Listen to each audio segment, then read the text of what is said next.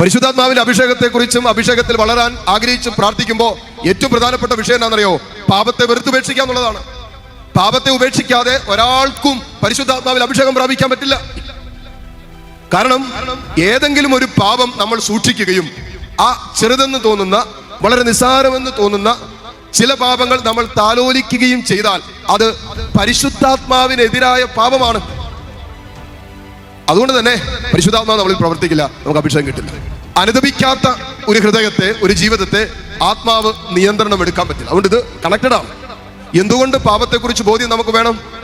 എന്തുകൊണ്ട് ആത്മാവിലുള്ള ഒരു ജീവിതം നമുക്ക് സാധ്യമാകണമെങ്കിൽ പരിശുദ്ധാത്മാവ് നമുക്ക് പാപത്തെക്കുറിച്ച് ഓർമ്മപ്പെടുത്തി തരുമ്പോൾ ആ പാപത്തെക്കുറിച്ച് അനുദപിച്ച് ഏറ്റുപറഞ്ഞ് ആ പാപത്തെ ഉപേക്ഷിക്കുന്നിടത്താണ് പരിശുദ്ധാത്മാവ് നമ്മുടെ ആത്മാവിന്റെ മേല് കൺട്രോൾ എടുക്കുന്നത്, നിയന്ത്രണം എടുക്കുന്നത്.